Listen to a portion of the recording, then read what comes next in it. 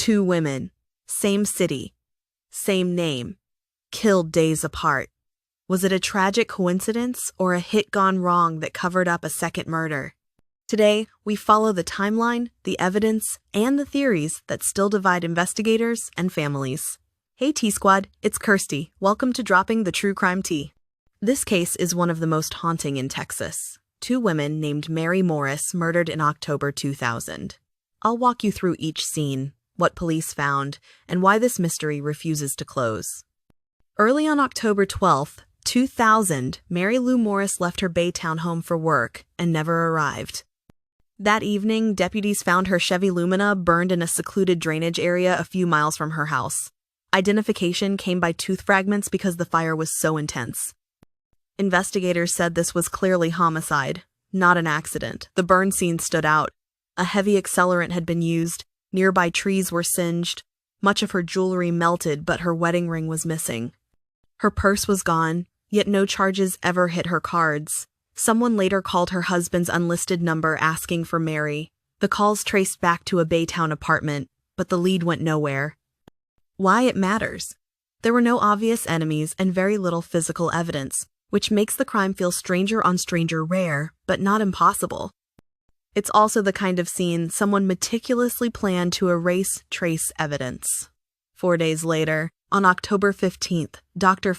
Mary McGinnis Morris, a nurse practitioner and clinic medical director, ran Sunday errands in Northwest Houston.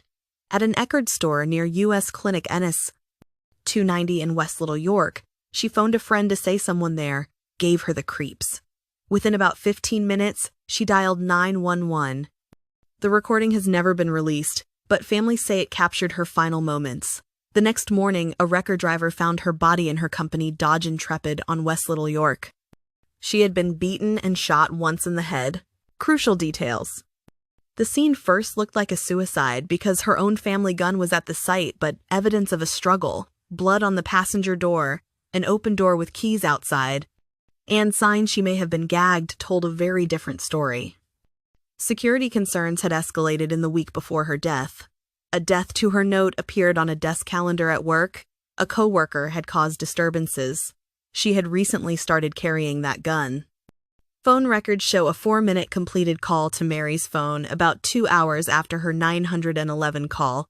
Her husband said his call rang unanswered while he and their daughter were at the movies. Investigators also noted her car's auto-lock system, suggesting the killer was someone she allowed near the vehicle.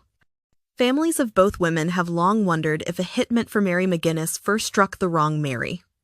The timeline is tight, the names match, and Mary McGinnis had both marital stress and workplace conflict, which investigators publicly acknowledged as potential motives.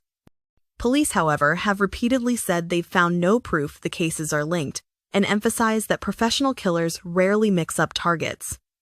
Another layer. National coverage at the time highlighted the no robbery, no motive feel of Mary Lou's case, which deepened the mystery. Erased evidence versus inaction. Loud evidence. Mary Lou's scene feels sterilized by fire.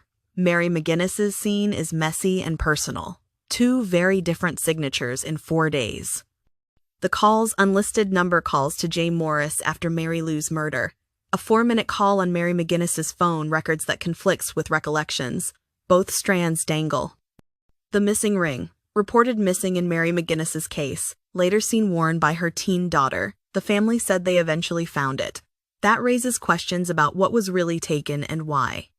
As of today, both murders remain unsolved. Investigators have said they cannot rule out connections, but no arrest has tied the stories together.